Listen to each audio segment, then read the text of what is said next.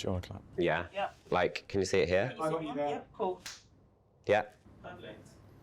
Okay, ready when you That was a good clap. That was a good clap. Yeah, really.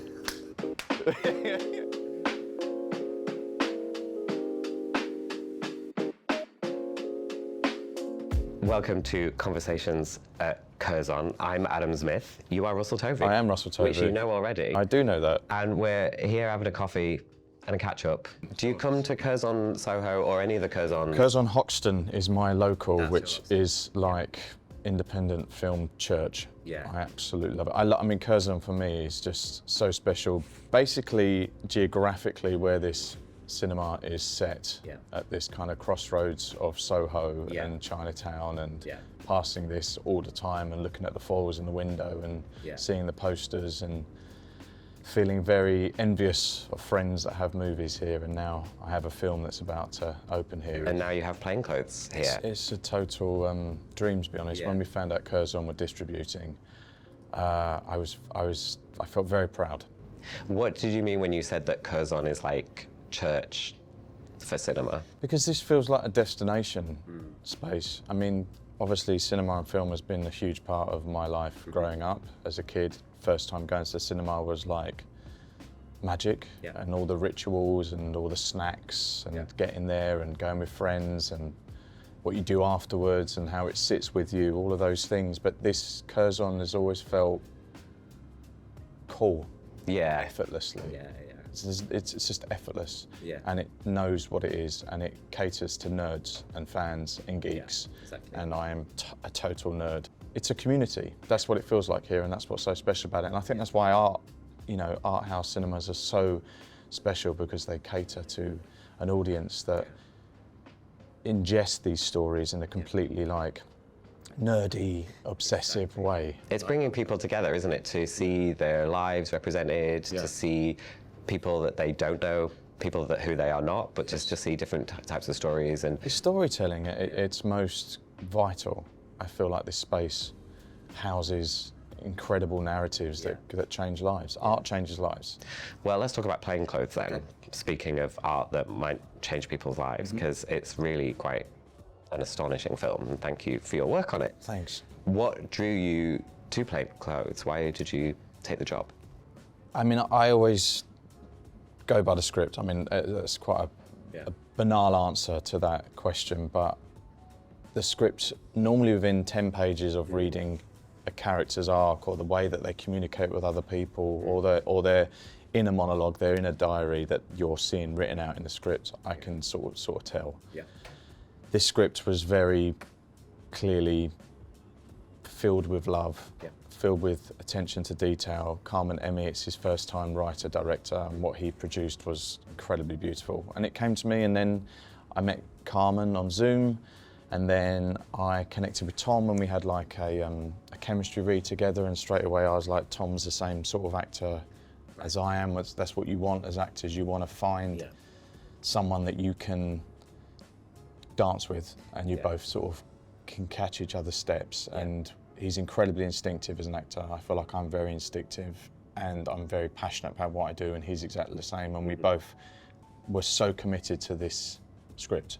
And what did you think about the theme of the film in terms of the police entrapping men having sex with men in public toilets? Like, that's one of the main themes, the main settings. Well, I feel like as a community we have inherited trauma, and we're very aware of these entrapments happening, from George Michael, which is, I guess, the most famous contemporary example, back to Sir John Gielgud or Oscar Wilde. It's been cottaging, it's been something, Hampstead Heath, Derek Jarman. It's all, these themes are just commonplace within the community. We just know about them. So that lots of people are going to discover this through this film is also quite an educative possibility, which I think is really nuanced and a great message that comes from the film. But I think it's something that I haven't seen a lot of. We see entrapment in various guises, but entrapment on this way, where you've got these characters that aren't bad people. They're kind. There is a radical kindness and softness which runs through this film. And it starts and you feel like it's going one way, and there's shame is carried by every single character. You're sort of watching it thinking, well, they don't really have very many other choices. They don't have any choices for the sex that they want to have. No, well, I guess more so for my character, Andrew, who has entrapped himself into this very boundaried, very rigid and strict box that he's trapped himself in. Whereas it's like an intergenerational play, and you've got this older man who's obviously gay but internally homophobic and completely in denial and not open and very, very private, and this younger gay man who's just discovering and has hope. There's hope there. Yeah, that's right. You get that sense that things could be different for him than for the older guy. Yes, and that felt really important in the script for me, is that this older character who is kind of, his hope is gone. Yeah. He's bereft of hope. He's made his choices. He's made his choices, and this is his life now, and he knows that's what it is. However, he understands that he has who he is, and he has to act on that. But he's very guarded and boundaried, whereas this younger character comes into his orbit, and through him, it's like he has a sense of freedom, and he passes the baton on and goes, don't be me. The film, as we talked about, is 97. Yes. So I'm just thinking of similarities and differences, like what was going on for you in 97? How old were you? 16. 16? Yeah, I mean, a lot in my head. So 16, a lot is going on for anyone. Yeah. I mean, personally, a lot going on for like trying to work out who I am, my place in the world, my tribe. I was in Essex. I was desperate to be in London. I had to be in the metropolis because I could never be the best version of myself, or the version I'm meant to be if I stayed where I am. Essex is great. You were acting already. I was acting from a kid, so I was going to drama clubs every night of the week, drama club at weekend. I would start travelling up to London and doing like classes all over the place. But were you doing your GCSEs as well?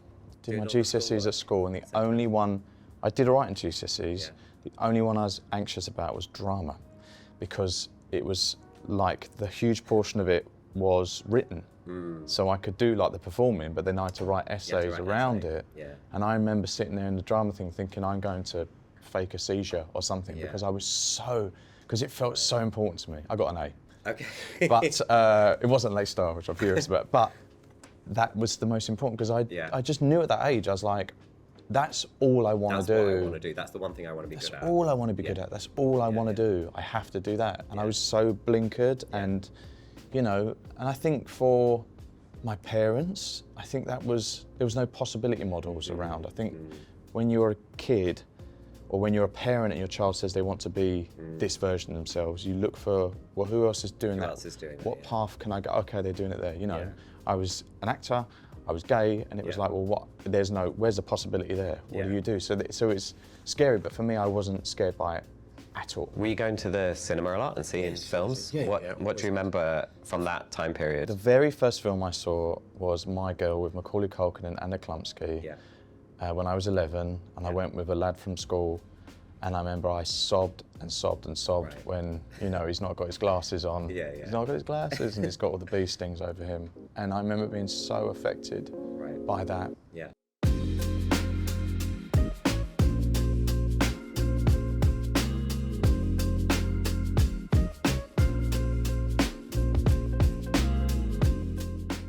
My character in Plainclothes is someone that has to survive and has to go like hidden and slip through the cracks and in the margins, and that's how he lives that side of his life. And then as the film develops, you understand what his life entails and what he actually has got that's at risk, or the position he holds. So for him, he just wants to be furtive, but also he's got this, he knows what he's doing and he gets what he wants. And he's not shy. It's just interesting to think about a comparison between like that character who in that film in 97 is probably about 40, and you as a 15-year-old, he's in Syracuse, New York, you're in Essex as a 15-year-old, and what chances you had for your life and how they compare with the chances that he had and the choices that he made as an older person. Well, I think for Lucas, who's younger, I think it's the same thing, like Russell in Essex and Lucas in Syracuse, is that the world that they're stepping into Yeah. is opening up a lot more or becoming Yeah. more tolerant or Yeah. accepting, or there's a normalising. Yeah. Whereas Andrew at 40 in 1997 is already damaged. Yeah. Is that how you look back at that period in the 90s? I couldn't be who I was at school. Yeah. That was it. School was, you just got through school. But I Yeah. had drama. Yeah. I had my drama clubs. I would was go your and thing. film Yeah. and be on film sets, TV sets, and there would be loads of queer people around. Yeah. I'd go to drama and everyone would be gay. Yeah. Yeah. And you'd be like, this is This is it. this is my people. Yeah. And that's where I had that, thank God. Yeah. So then I'd go to school Yeah.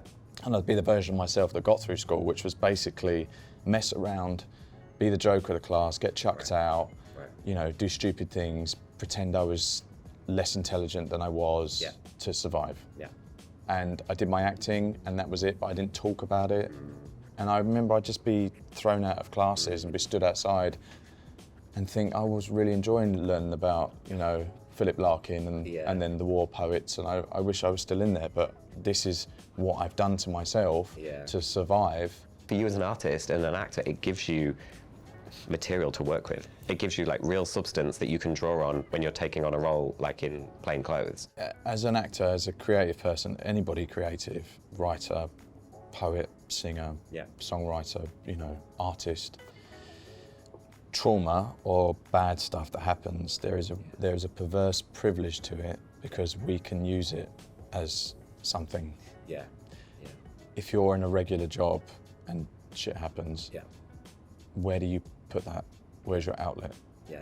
You have to sit with that. And I sit with stuff, but then I'm able to sort of pull on stuff. So like the character of Andrew is I'm cherry picking from trauma, but then I'm also cherry picking from, I played Joe Pitt in Angels in America at the National Theatre, who is a repressed, internally homophobic, religious Mormon, married to a wife, ruining her life, but he's so caught up in his own, he's trapped in his own sort of psychosis and paranoia that he can't set her free. And I lived with him, and I don't normally take roles home, but I took him home every night. Right. And I'd be like, oh, this is hard, but I loved, it was cathartic to go through that. So Andrew is the same sort of time. Yeah. It exists within Angels in America. That's right. He has the same mentality, and he's an American guy, and he's sort of from Utah, living in New York, and just off the outskirts, and that of like a metropolis. Yeah. So I'm able to bring him in as well. So I feel like the research I did for him is sitting there, and I can pull on that for Andrew. One of the other things in the film that I thought was really interesting was the style of there's often like a handheld camcorder going on. I'm not going to kind of say too much about why that's there and what that's doing, but there's these like long zooms as well. Yeah. And what about the camcorder in the family? Like, because the family is a big part of Plainclothes, and I'm wondering about the camcorder as part of your family. And yeah, I mean, there were family videos, and there's videos of me as a kid with my very high voice, talking about dragons in the sky, and just like, I had a huge imagination. Yeah. I always got celebrated for being quite eccentric and storytelling. Yeah. It's obvious when a child has, and I think every child has it in one way or another, like that passion to like make up things, make up stories, do performances. Not everyone's a show off, but like people want to share something of themselves. Yeah, I got called a show off. Did you? Yeah. How did that land? Well, now I was like, yeah.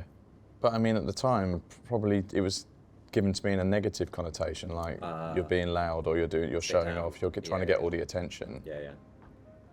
But you're right about kids telling stories, but what happens at some point is that we stop doing that. We stop making art. As kids, we're all artists. We all make drawings and paintings, and we don't think of being judged or somebody saying that's not good, or how good is it? Am I a good artist or not? You just create. You just do it.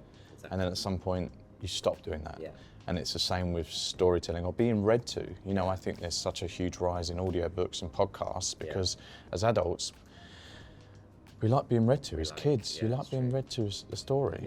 And that's, I think, that's missing, and something happens that we sort of stop ourselves as humans from being childlike, not childish, childlike, which is a beautiful place to be. Is that a part of how you take jobs as an actor, is thinking about that inner child? When I watched Dead Poets Society with Robin Williams when I was really young, that I wanted to make stories that could let other people feel the way that he made me feel. He had no idea who I was, this little boy in Essex watching his film, but he changed my life and affected me by that performance and the many performances he did after that, that I discovered after that. And that story of them boys in that school changed my life. None of them knew who I was. And I remember thinking then, if I had the privilege to be able, I probably didn't use the word privilege, but if I had the privilege to be able to tell a story or make something that affects someone in the way I was, crying, moved, changed, isn't that the most incredible thing you can do? And that's what art does, and that's what film does and storytelling does, is that you make something, and unbeknownst to you, you're reaching out a hand to someone who's never met you, going, you're right, you're seen. And hands come constantly, this sounds a bit seedy, but hands from film, from stories from the past. You know, you read something from the past or see a movie from the past, you're like, wow. You go, wow, that's me now. How do they are they feel the same as me? And you you feel seen. You feel seen, and you feel kind of, there's a safety in that. And that's why we keep going back and we want these stories, because we want to recognise ourselves, and we also want to understand the world. If you're an intelligent person, you are reading books, you are going to the movies, you are going to art galleries because you want to know who you are, and you want to know the rest of the world. And make connection with other people. Correct. Well, you want to know who, you have to know the world, and the way you do that is through art. I want to create things that I wanted to see when I was younger, that I needed, that were important to me, that would have changed me. Making the world that you should have grown up in. Making stuff that can be a beacon of hope, I guess. And I think that's very much what you're doing, Russell, with your work. So thanks for that, and keep making it, and I want to see loads more. It's been really nice to have this chat with you today. Thank you, Russell. Thank it's been you. Lovely. I'm going to finish my tap water.